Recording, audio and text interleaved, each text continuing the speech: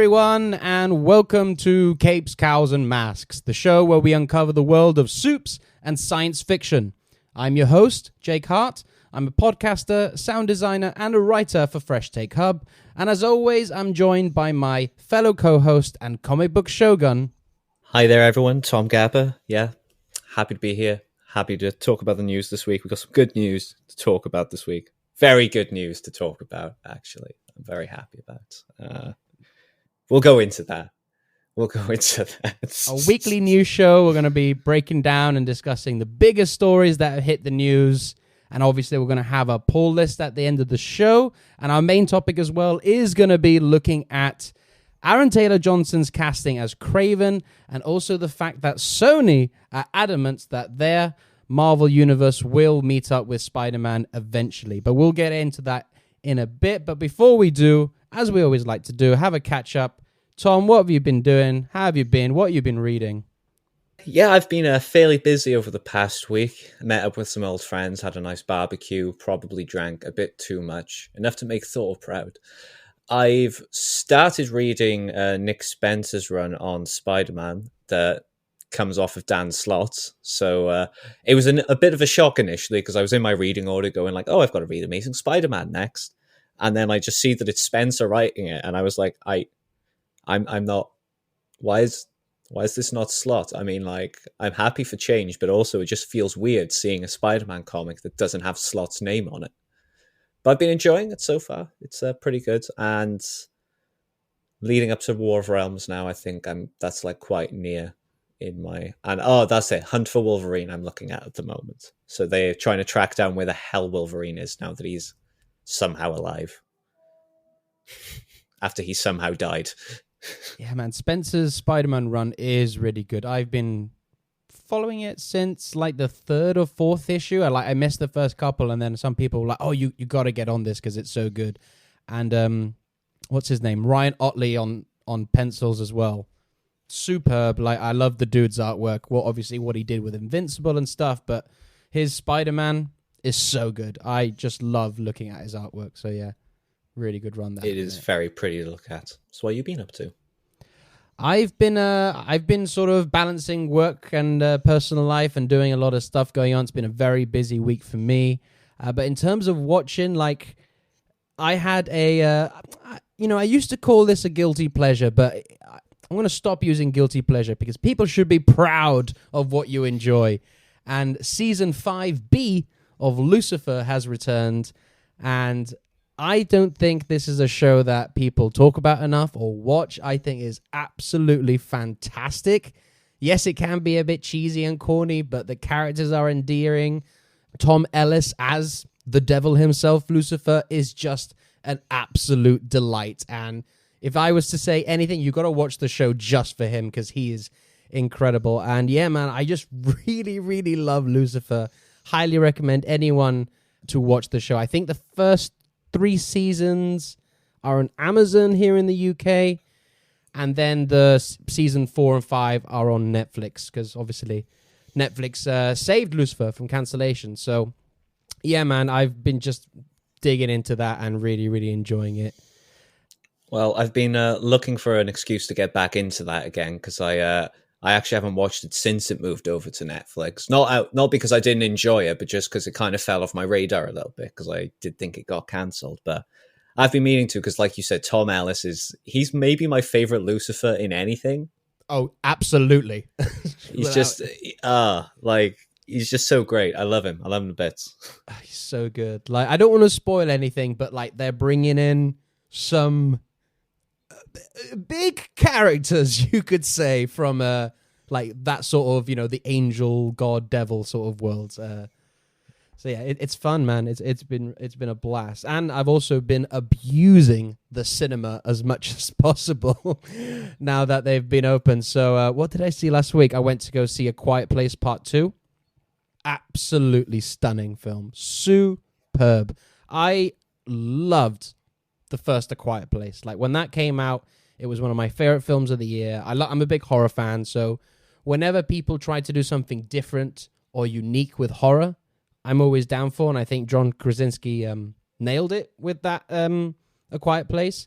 And when they said, well, they're going to do a sequel, I thought, typical sort of studio mentality. It made a lot of money. Let's make a sequel. When I've always been a big believer, like especially with horror movies, it's almost in the uniqueness that makes them so special. Like I found with horror sequels especially, they just always turn out trash most of the time anyway. Chucky. So yeah, well, there you go. But Halloween and all sorts of movies like that. But this one, my God, I may even say that the sequel is probably better than the first because John Krasinski just adds that extra level of depth to this film. It's got more budget, so there's bigger like set pieces and stuff, but it's just so good. So if you're going to see one film in the cinema this week, people, make sure it's A Quiet Place Part 2. Definitely gonna check that out, I think. Yeah, man. You're a fan of horror, though, aren't you, Tom? I have a love-hate relationship with horror. It's like I used to really love it, and up until the point where like every single horror film I was watching just felt like the exact same film. And like when it gets to the point that like you're not scared because you can predict everything that's gonna happen, it's like. Plus, I had an ex who was a little too into horror films. She watched some really, really bad ones, like some horrifying ones, like. So sort of like gore porn and stuff like that. Yeah, stuff that's probably like banned in several countries, just like. So that put me off it a little bit. But there are some horrors I do appreciate. I do more appreciate the classics, though. Like The Fog is one of my favorites. Love that. Well, any like original Carpenter stuff is gold. Right? Yeah, exactly. I like Jordan Peele's work. Of course. I watched the first A Quiet Place.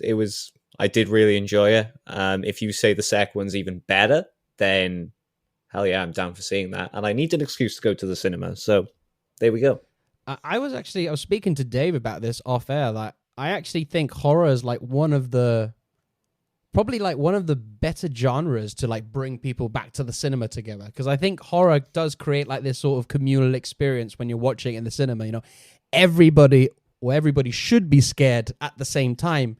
And you can sort of feel the anxiety coming off everybody in the room. Do you know what I mean? Like you get that sort of, oh shit, something's about to happen. But then you watch Dark Skies in the cinema and it turns out it was aliens the whole time and just completely takes you out of it. It's just like, oh, okay, so it's sci-fi now. All right. Yeah, well, as you know from the first film, that's what the creatures from A Quiet Place are. They're technically aliens, but they don't play it like a sci-fi way. It's played very much horror. And also, like, with the gore and stuff like that, I'm with you. I'm not huge on, like, gore porn and all this sort of ripping people bits and flying everywhere. That's why I really appreciate Krasinski's work on A Quiet Place, because both of them are PG-13. They're not rated R, and they have pretty much no blood or gore in them at all. And if you can do that and scare the shit out of me, that's pretty good. I'll be honest, when I want to go horror, I usually go the video game route. I find video game horror like sucks me in a bit more, and I do have to sleep with the lights on for a few nights, especially if I'm playing Amnesia or something like that.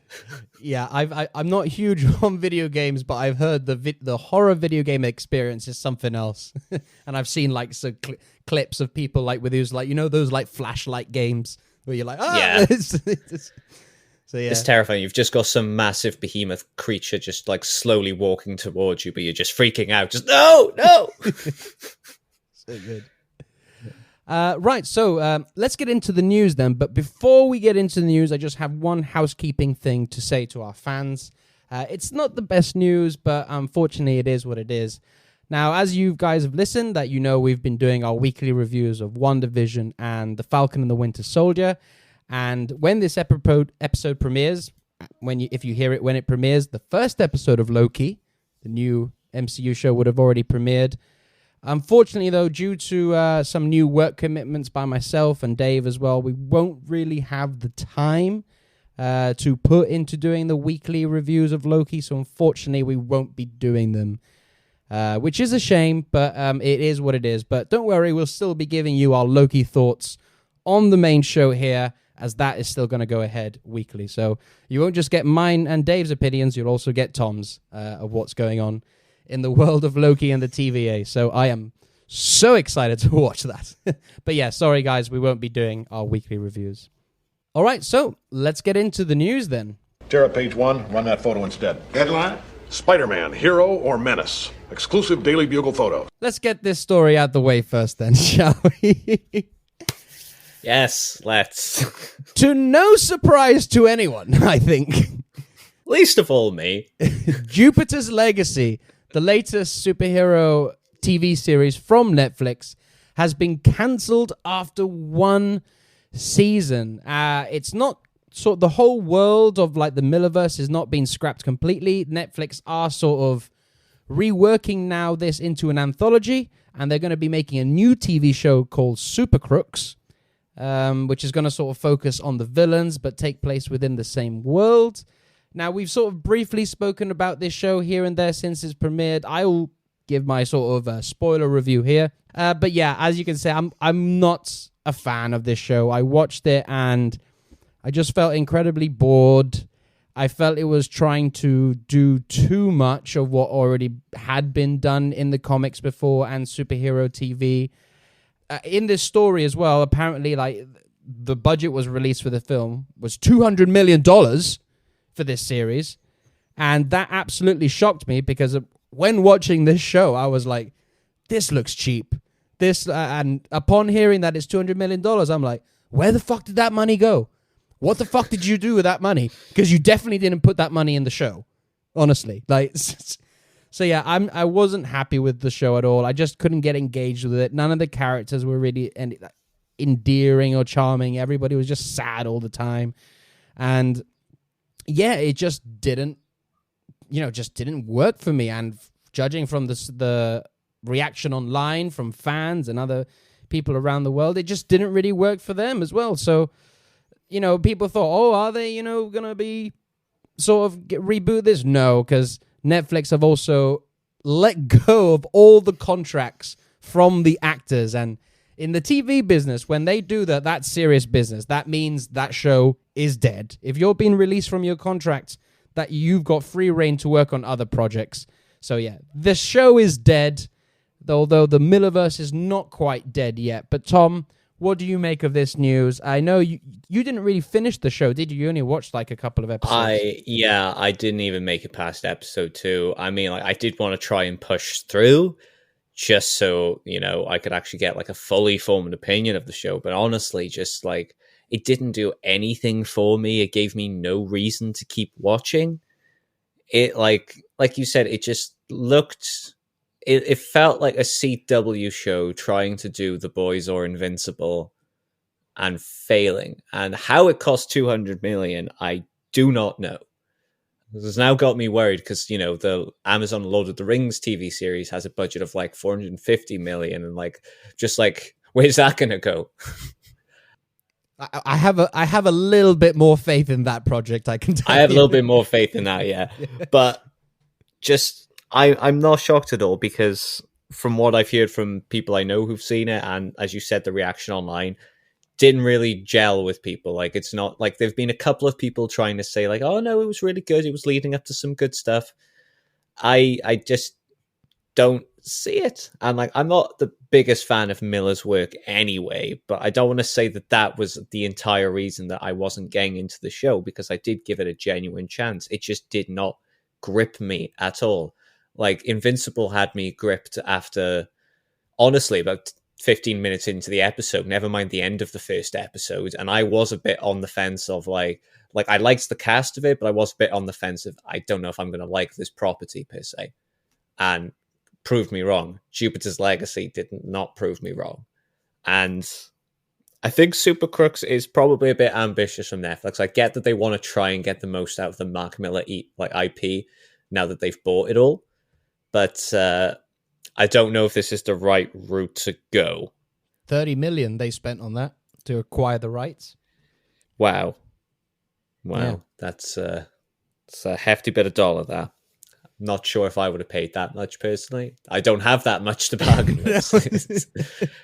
Just like Disney, they're like, we bid $30 million. I go, I've got a packet of Skittles and I can probably withdraw like 20 quid right now. Cash in hand. I'll give it to you right now. Cash in hand. So yeah, I think Netflix needs... I mean, they can either keep doing what they're doing, with their just throw shit at the wall, see what sticks approach, because when it works, it works. When it doesn't, it's the same as like, well, not every TV show is a hit. Some of them are duds. So it's the same with Netflix. But if they are genuinely trying to compete in the superhero genre of things, then they need to actually like take a good hard look at what they actually want to do, especially with the Miller like IP. Because if they keep doing what they're doing, I just think they're just going to keep getting failures after failures, and eventually they'll just palm off the IP to someone else who will probably end up doing a better job with it. Because like I said, even though I don't like Mark Millar's work, it's ridiculously easy to make his work on TV, because it's almost like he writes his things with that in mind, like that it's going to be a film, that it's going to be a TV show. So, and honestly, I think that's maybe why I take issue with his comics, because like it doesn't feel, they don't feel like comics, they feel like screenplays sometimes. So yeah, I just find it a bit shocking that Netflix have kind of screwed the pooch on Jupiter's Legacy there, in my opinion. Yeah, I agree with you. I think it's there's a bigger discussion to be had, I think, about Netflix's model of making, Martin Scorsese, content. Do you know what I mean? Like, as you said, it seems to be a very much, let's make this, throw it out there, see if it sticks. And for a lot of their projects, I would actually say the majority of them don't stick. You do get the ones that land, for sure. Stranger Things, Tiger King, and recently Sweet Tooth. I haven't actually had a chance to watch anything yet, but the buzz online for that show is great. Everybody's loving that show. So fair enough if it's working for them in that regards. But in my opinion, I think you need to have a bit more of a focus, more of an attention to detail if you want to compete with the likes of Marvel and DC, because especially Marvel with these Disney Plus shows, they're just churning them out. And 2 for 2, both of them are great, and I'm pretty sure Loki's also going to be great as well. I mean, even Amazon are in the game. And Amazon are in the game as well. They've got The Boys. They've got Invincible. They'll probably have more coming. It wouldn't shock me. Warner Brothers are, they're sorting their shit out with HBO Max and bringing all the Gotham show and the Peacemaker and all this sort of stuff. High quality stuff with a lot of money in there.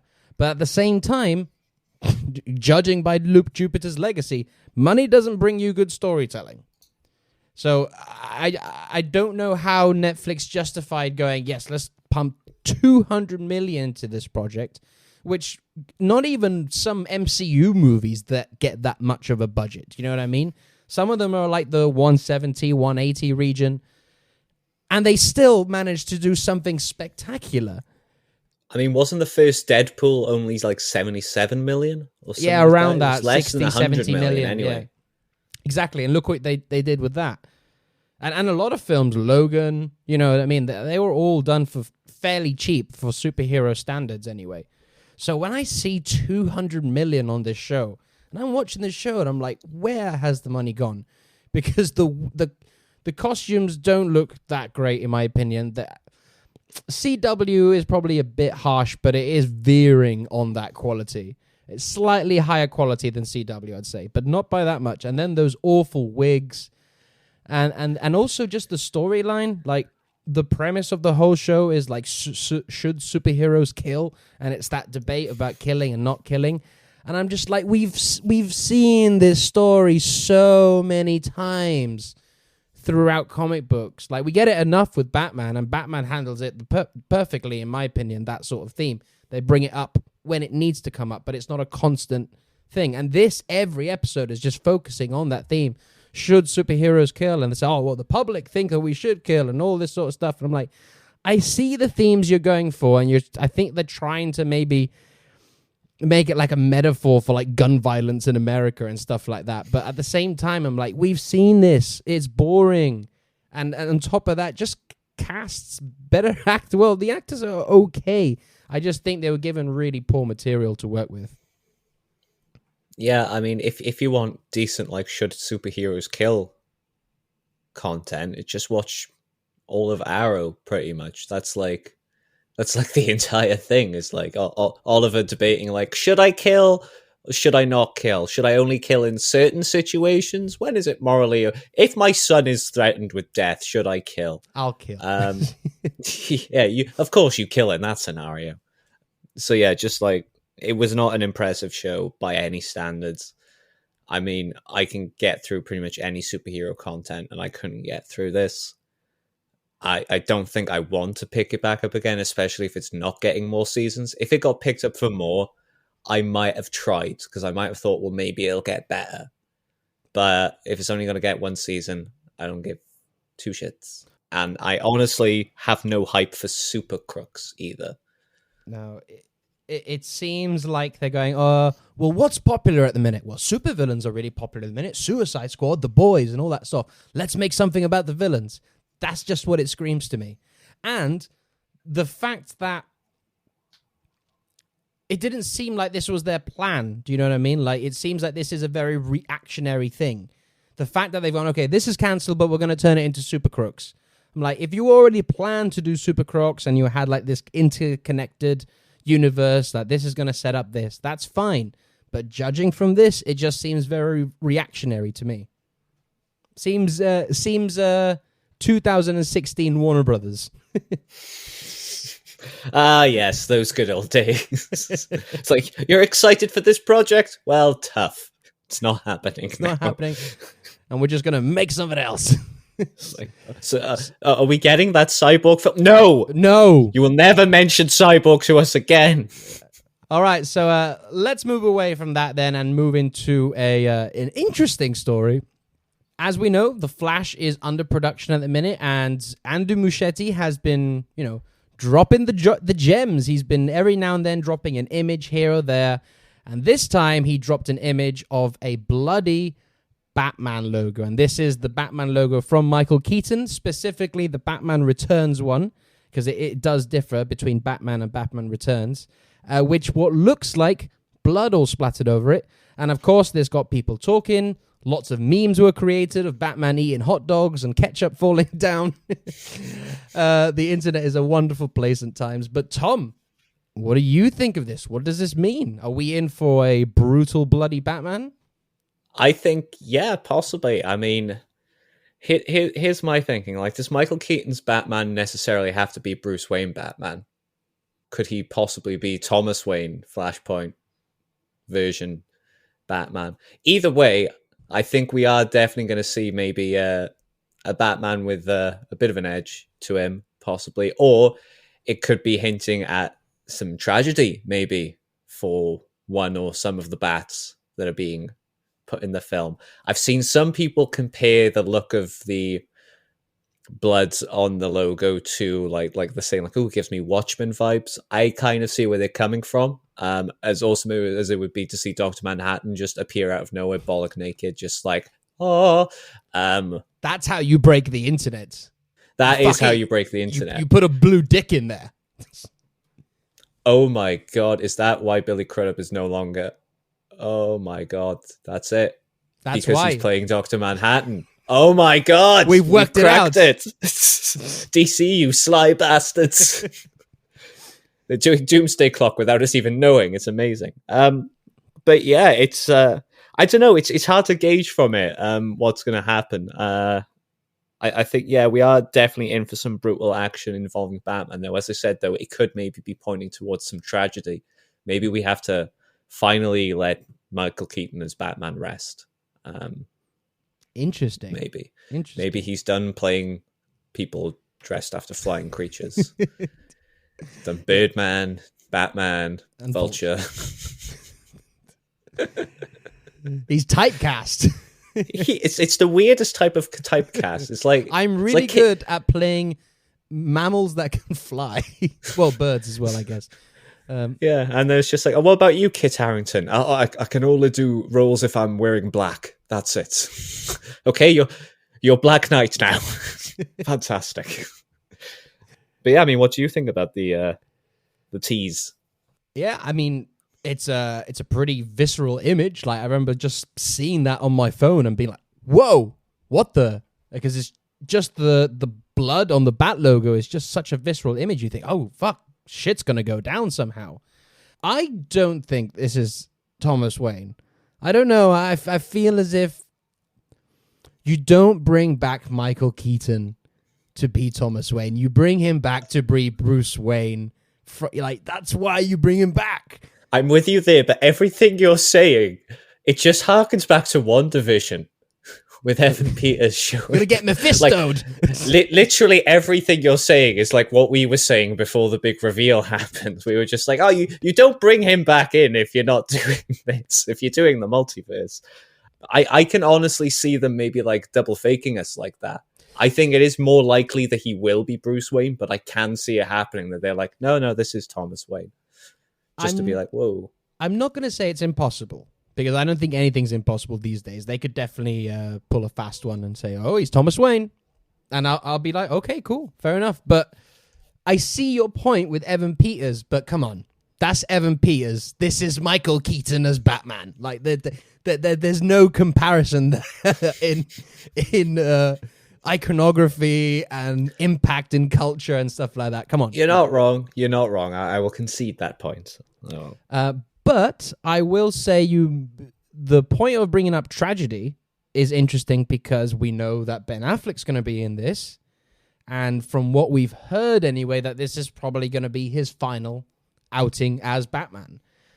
Like, and I've heard rumors, again, nothing confirmed, that apparently like the Michael Keaton Batman is meant to maybe be like a new mentor for Barry or something like that. I'm not too sure how that's going to work, but yeah, I don't know. I think it's just interesting to see blood on it. I'm like, I don't know. I expected at some point to see that Bat logo, because we've been talking about this for ages, about Michael Keaton coming back, but to see the blood on it, that's really interesting. And also, I will have to say, I've seen everybody's gassed about this and everybody's very happy. I can't help but think, if a certain director, first name Zack, surname Snyder, released an image very similar to that with blood on it, I would guarantee you would have a bunch of people saying, he doesn't understand the characters, Batman doesn't kill, and all this sort of thing. I can't help but think that. Do you know what I mean? Yeah, but here's the thing, though. If Zack Snyder released that image, it would be in black and white. True, it would. Yeah. And somehow, slow motion. I don't know how he does it. Even slower than a still picture. Just like, whoa! How is this happening? My perceptions are moving faster than the picture. No, but I do think I did think about that. I was like, do you know what I mean? Like, people sometimes give a pass on certain things. Like, they criticize one person for doing it, and then somebody will do the same thing, but they'll give them a pass because they're that person. Do you know what I mean? Yeah, no, I'm completely with you there. Like, it's a very good point. I feel like you're right. If Zack Snyder released that image, people would like be flooding his Twitter with like, you don't understand Batman. Read something else other than Frank Miller, which sometimes I feel like he kind of does need to. But that's neither here nor there. It's a different story. It is but yeah, I'm looking forward to this, man. It is making me excited. This film, I can't deny. The possibility of seeing the Flash live action, the Flash movie live action with multiple Batmans and the Speed Force, I can't deny. It's very exciting. It's going to be what I said before. Balls to the wall, batshit insane, which is what we need from a Flash movie. That's what we need from a Flash movie. And I hope so. We'll be getting that next year. Can't wait for that one. All right, so let's move on to the next story. And we're going back to Sony Marvel. And Into the Spider-Verse sequel has got a Jessica Drew. Issa Rae has been cast as Spider-Woman. Now, Issa Rae, I am not really familiar with her previous work.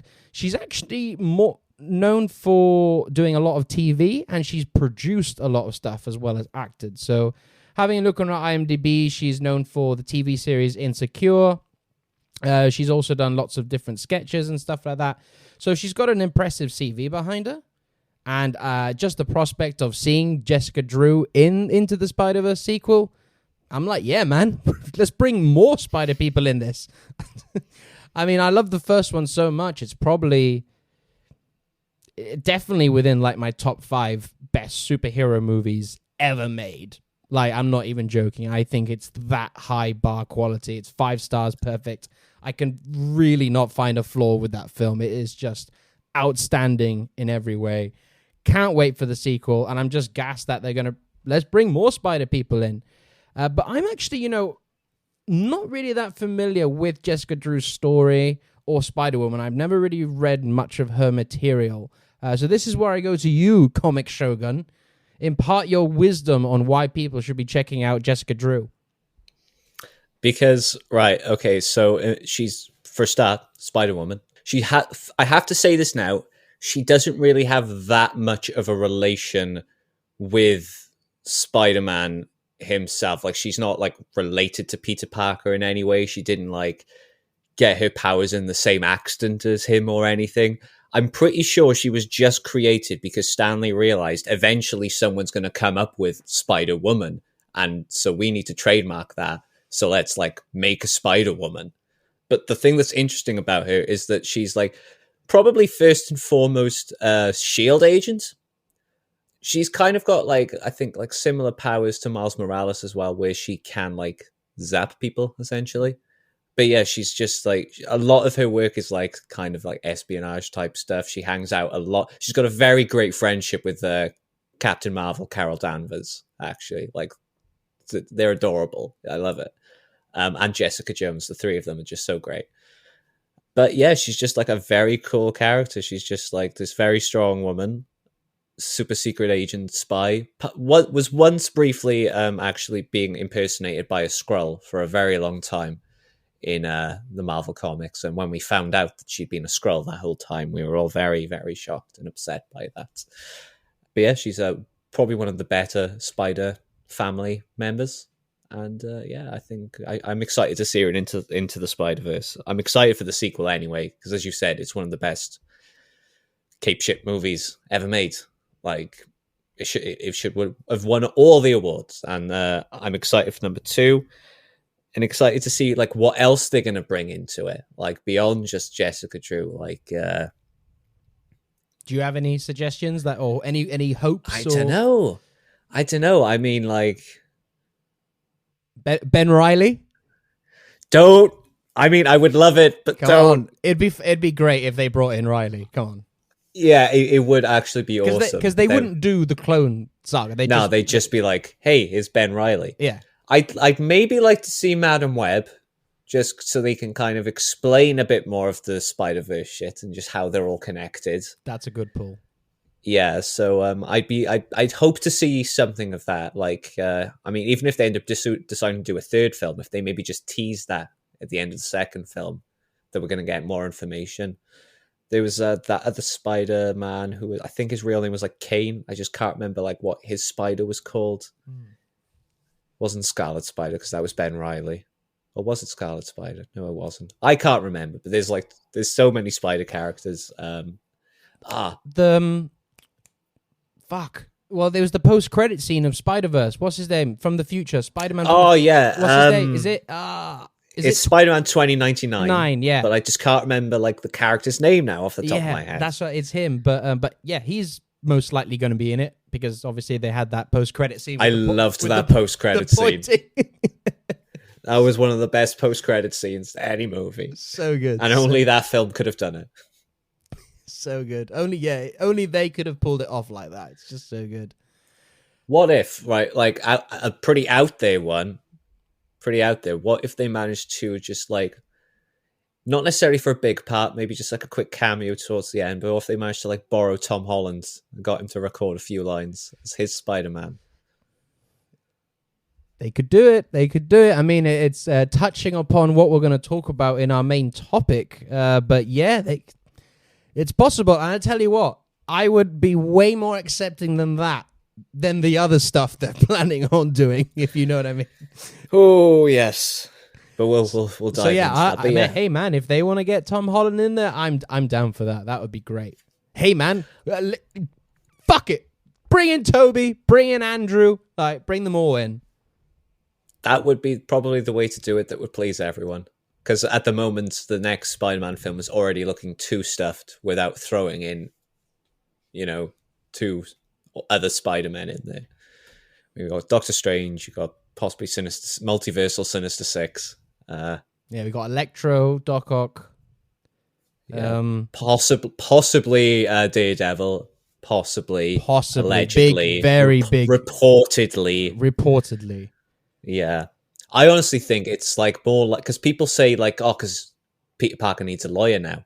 I think it would possibly be more likely if they brought in Jen Walters, because She-Hulk's getting a series soon. That's what I was thinking as well. Yeah. But back to Spider-Verse though, Jessica Drew is definitely a great pick and someone I'm very excited to see. I kind of wish she was in the first one, but I'm okay seeing her now.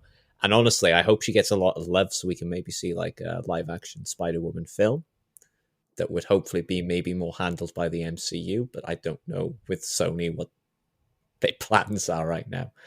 Because yeah, I love the character. I think she's like very nuanced, very interesting. I just love her. I just love her, man. She's a great woman. Well, she's going to be voiced by Issa Rae. So, like I said, I'm not familiar with her work, but it might... Me neither. Might give me incentive to check out some of her stuff before the movie comes out. So I normally tend to do that with some like unknowns. I'd be like, oh, well, let's see what else they've done before, you know? Yeah, it's like, you won't be unknown to me by the time this is through. I will know everything. Right, so yeah, that's it. Well, that's the end of just the basic news stories. So we're just going to take a quick break, and then we'll be back with the main topic.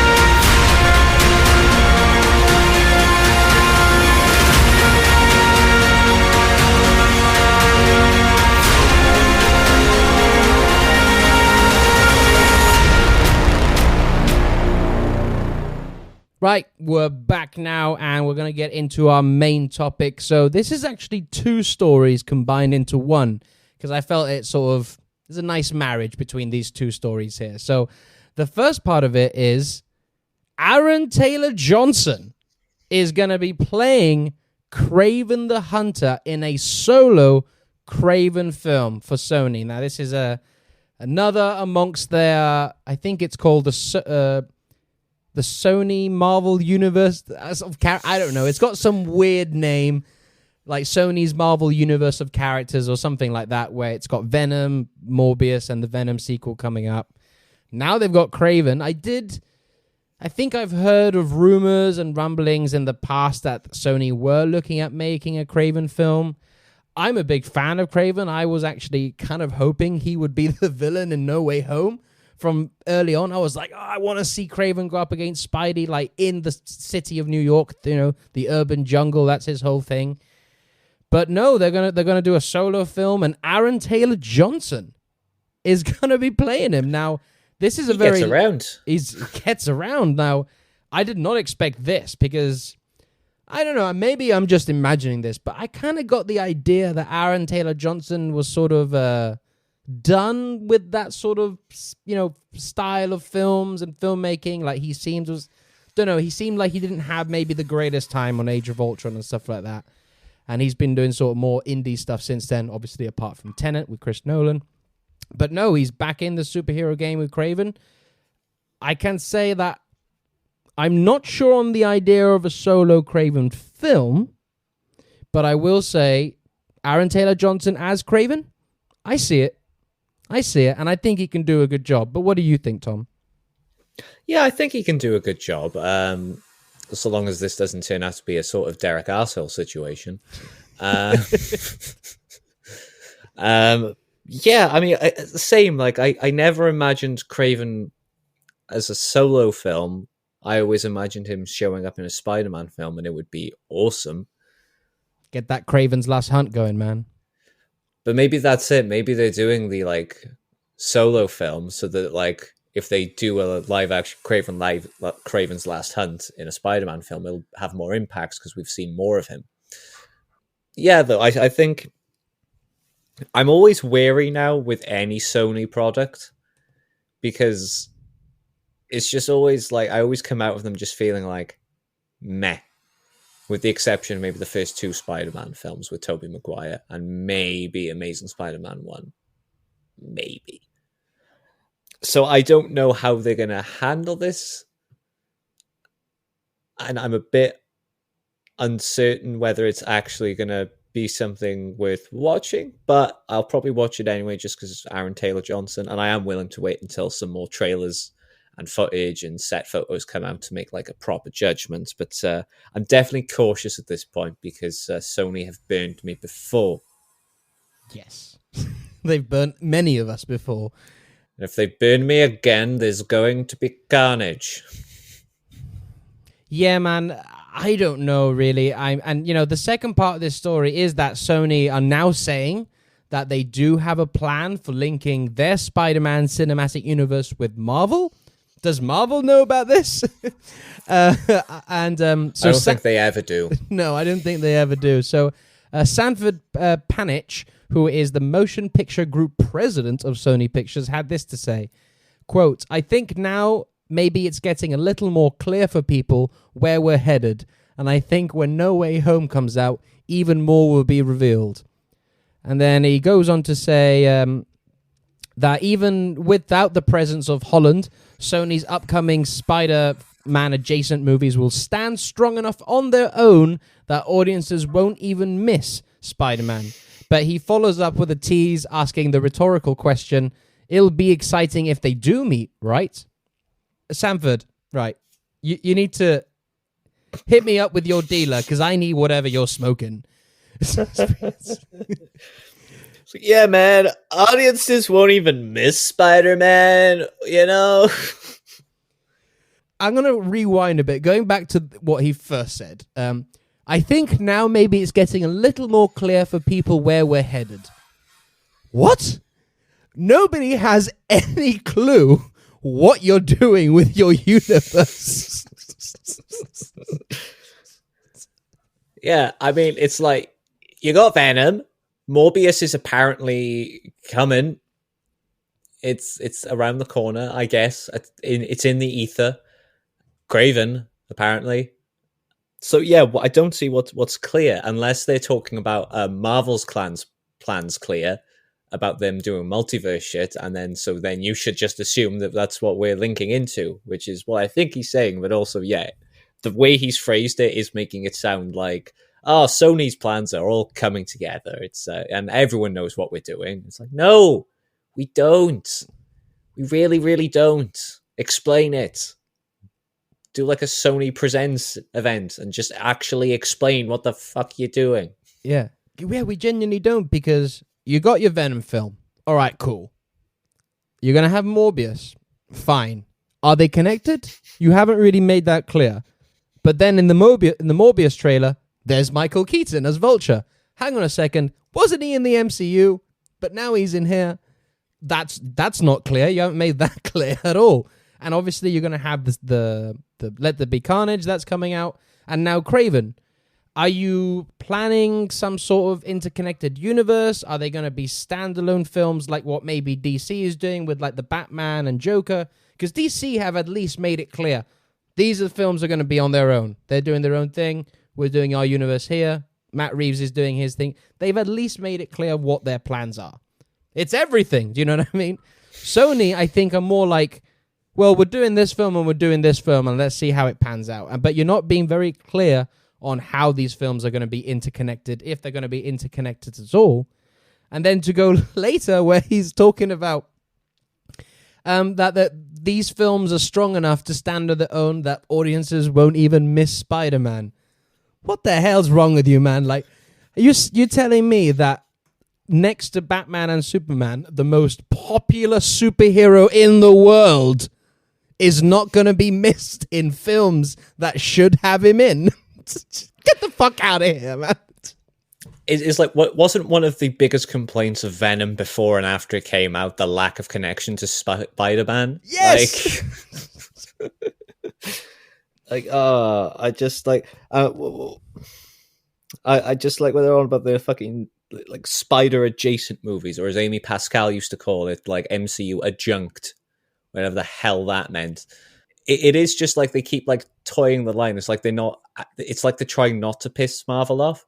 They're trying to like say like, the films are linked in a certain way, but they're saying it in a way that if Marvel have a go at them, they can say like, oh, we just mean like, characters that are linked. We don't mean like any, we're not part of your universe. Please don't whip us, Master Feige.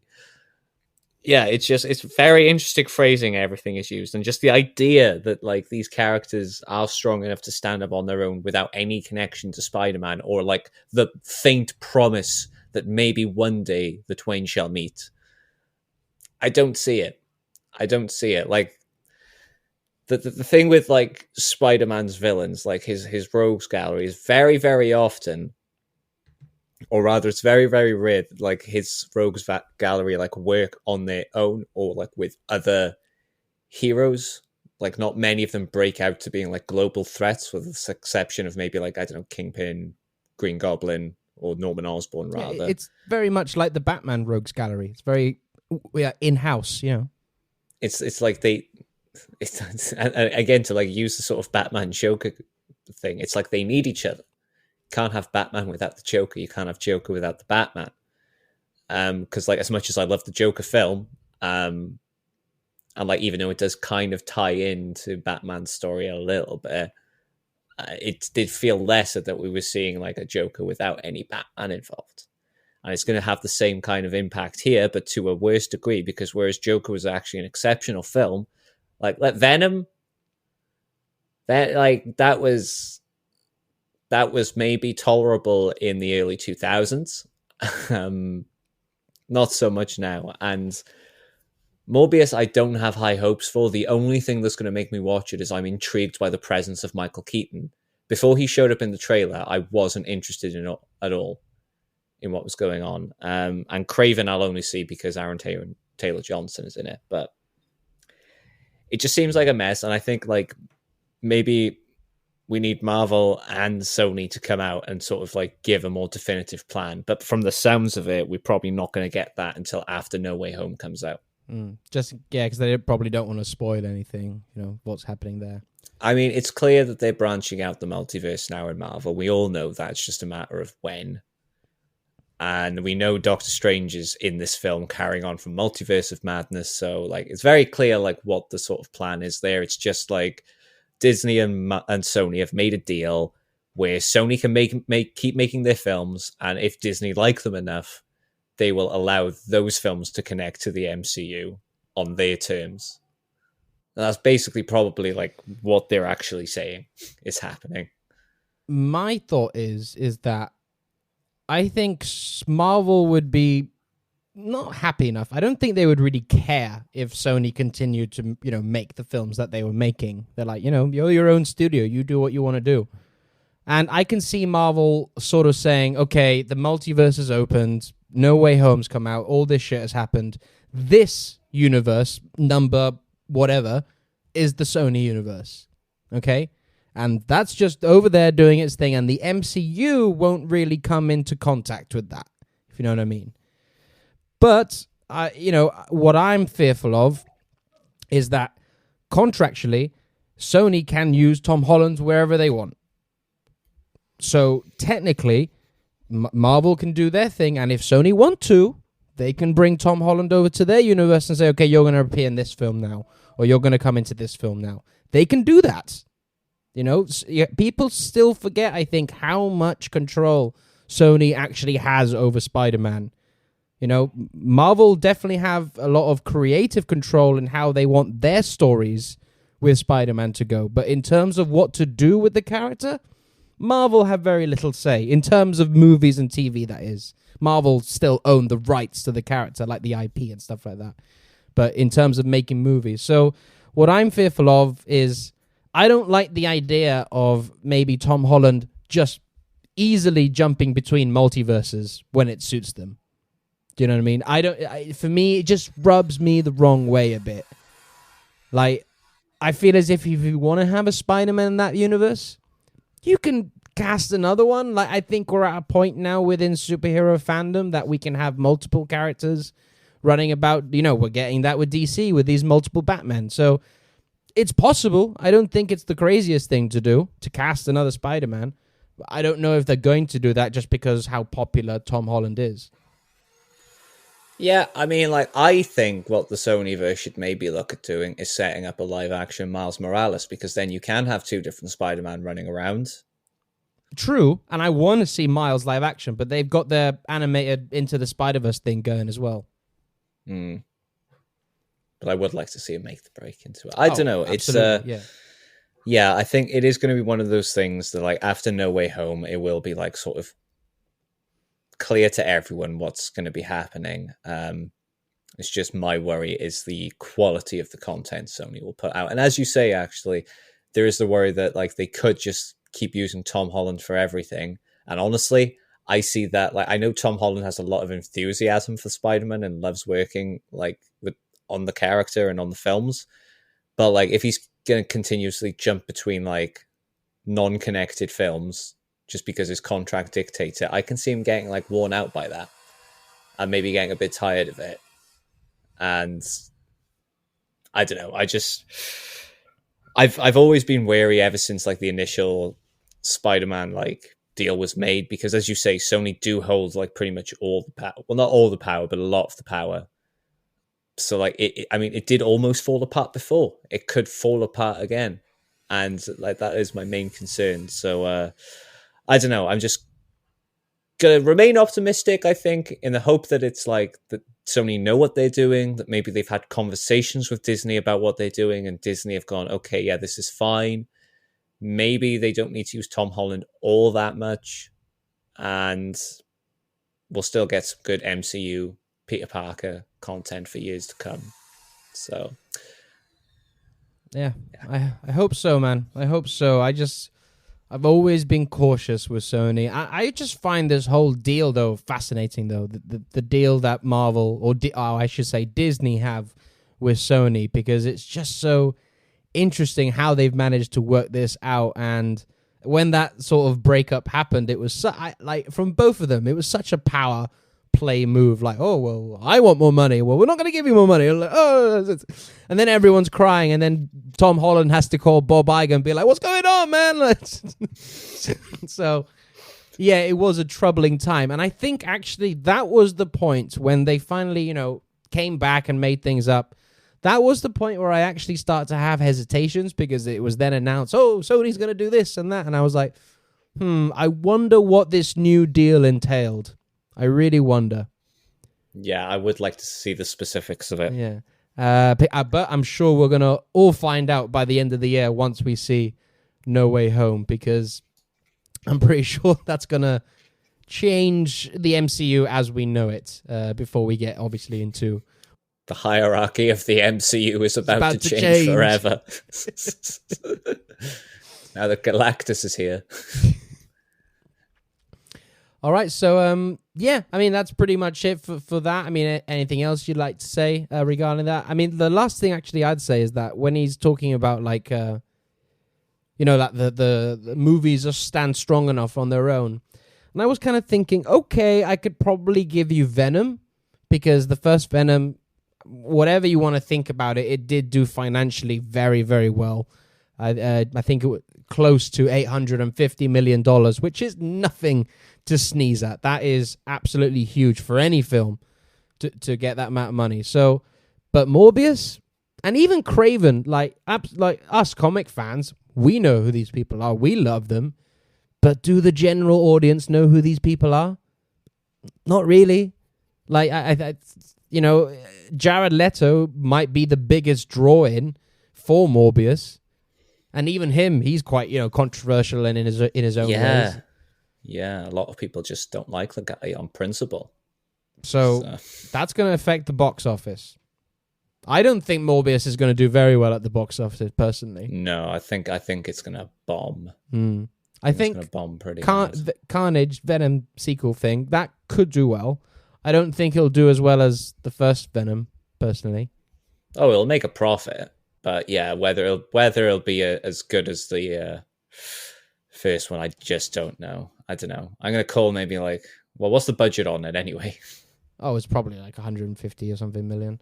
And Kraven, obviously, is too early to tell because they've only just announced it. But again, I don't see that making loads of money. Do you know what I mean?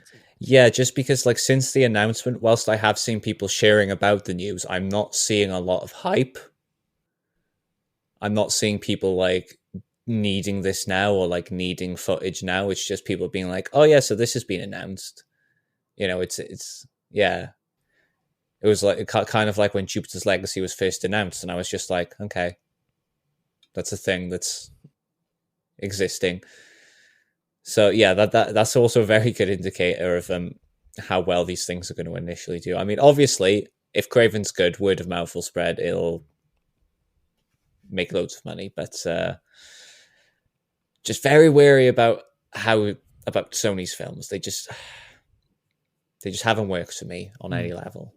Yeah, same. Like, apart from Spider-Verse, obviously, and the first 2 Raimi Spider-Man films, that's pretty much it. Of like, for me, I've gone, wow, these are really good superhero films.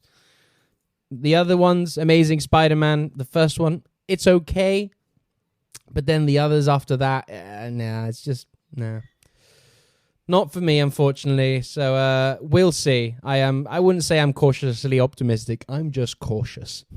I'm choosing to be optimistic because I'm worried about the consequences. Right. So that's the news, people. So we'll end it there, and now we'll go into our weekly pull list. Well, after X-Men hit at the box office, all the studios started buying up every comic property they could get their dirty little hands on. Bum-ba-da-ba-ba-ba. That's my new theme song for the... It's very, very Shogun-like, isn't it? It's great. Okay, so let's start with Marvel. So this week, there's actually a lot of good options this week. It was really hard to cut down to my usual 5 that I recommend, but I gave it a go. So... yeah, we got X-Men 21 from Jonathan Hickman coming out this week. So much shit is kicking off in the X-Men universe at the moment. I mean, even more so than when Hickman started.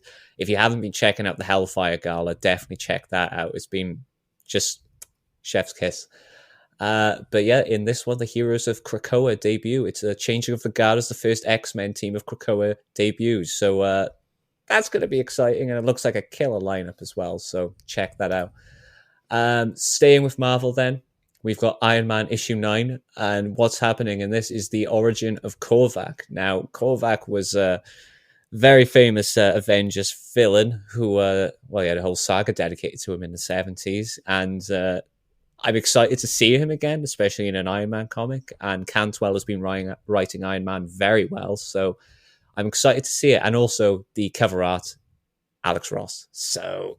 just pick it up just to look at it, if anything. DC, I've only actually got one recommendation for DC this week. Shocking, I know. And that is DC Pride issue 1.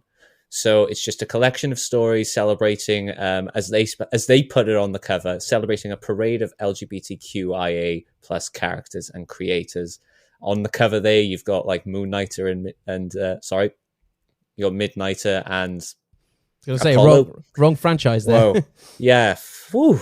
So yeah, you got Midnighter and Apollo there. You've got Kit Kane, Batwoman. You've got Alan Scott, Renee Montoya Question. It's just definitely pick it up because all these characters are amazing, and it is always important to see more LGBTQ representation. So moving over from DC then, we're going to Boom Studios. Guess who I'm bringing up? It's Grant Morrison's Proctor Valley Road issue 4 coming out. It's been such a great series so far. If you haven't been picking up, please pick it up, because then when it's eventually made into a TV show, you can tell people you got there first. Also, it's Grant Morrison. So, and then again, not sticking with any DC or Marvel, going over to Dark Horse. I'm recommending this just because I recently completed a mammoth playthrough of all the God of War games. It's God of War Fallen God issue 4, which is basically detailing the time between God of War 3 and the current game. It's been very interesting so far. It's been nice seeing how Kratos has been moving on from the events of God of War 3. And I think it might eventually tie in a bit more into them. I say modern day God of War, but the newest God of War. So want to pick that up. So reading those through again, got X-Men issue 21, Iron Man issue 9, DC Pride issue 1, Proctor Valley Road issue 4, and God of War Fallen God issue 4. So that is my pull list for this week. Good list. I'll definitely be picking up the Hickman X stuff as always. It's always a delight, and yeah, definitely going to be picking up Pride. And I didn't even know they did God of War comics. So that was a surprise to me. And I was a big fan of those early game, the first two. Haven't played the third one, but I played the first two. And yeah, I was a huge fan of those. So it was interesting. I didn't know they did comics. Interesting. Yeah, I found it out recently because, as I said, we've been playing through all of them because my housemate was like, you need to play the new one. And I was like, I think I've only played like part of the first one. So he was like, nope, we got to do it all. So we played the 3 mainline games. The PSP games we watched just like cutscenes on YouTube just because we like can't be asked for that. And yeah, it was just during that I just using like the sites I usually use to like look for comics. I just thought, oh, I'll type in God of War. Surely someone has written a comic, and yeah, there's actually like quite a few coming out. So yeah, if you're a fan of the games, definitely check those out. It's more lore. I like my lore. I have a law degree. Are you here for the law or are you here for the war? There you are. I am the god of law. Maybe that should have been my official name rather than Comic Book Shogun. The god of Tom law. Gapper, the god of law. That's a pretty good one. I can't deny that. It's too late. I've already changed my name on Twitter. I ain't doing it again. So, yeah, people, get your comics, visit your local comic book store, and you know what? Because you can now, go with a bunch of friends. We're all, the world's reopening. We're all getting back out there, hanging out with our friends and loved ones. So, make a trip to the comic book store, because that's where you're going to get your books, and that's where you're going to get even more recommendations from the dealers there who will be able to say, hey, have you picked this up? Try this, try this. Before you know it, you would have spent all your salary. Yep. Especially because there's actually a lot of Archie comics coming out this week. So I didn't want to put that on the list because I thought it was obvious. Everyone wants to pick up the Archie comics. There's also several Red Sonja comics, and I'm always constantly surprised that Red Sonja is still going. I know, man. Gail Simone, she's always championing for Red Sonja. Yeah, fair play. I dig a live action Red Sonja. Let's do that. Yeah. Let's do that. Us, just us, you and me. We've got this. We'll release the Red Sonja.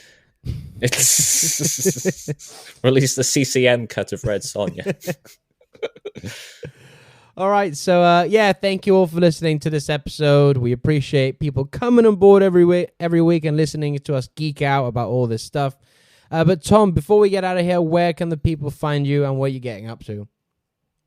You can find me on Twitter at GapperBoy. So that's GAPPERBOI. Although you should probably be able to find me if you search Comic Book Shogun now, but I don't know. Who knows? Maybe there's someone else who's already claimed that name with like many more followers. So don't confuse them for me. I will just be posting more about my Mass Effect playthrough since I got the Legendary Edition, and occasionally talking shit about comics. Rather, always talking shit about comics. That's the life right there. Yes. Yes, you can find me on Twitter as well, at Sweaty Jake, and you can also get all my film takes and reviews on Letterboxd at Jake Hart. That's Hart. And if you want to hear me and Tom talk about go head-to-head in a quiz, you can check out the latest episode of Well Good Movies podcast. So that's the podcast that Dave does with his host, Craig, and they invited me on to do a chat about the X-Men Beginnings trilogy. So we discussed First Class, Days of Future Past, and Apocalypse. And then sneakily, Tom jumped in at the end of the show, and we battled it out in a quiz, which was a lot of fun. So that's available on all podcast platforms. So please check that out. And then as for the show, you can also find us on Twitter at Capes, Cowls, and Masks. And we're also on Anchor, Spotify, Google, Apple Podcasts, wherever you get your podcasts from. Subscribe, follow us, and if you're on Apple, leave us a rating and a review. It all helps us go up in the ranking. So thank you all for listening, everyone. We'll see you all next week. Stay safe. Bye-bye now. Farewell. Get vaccinated.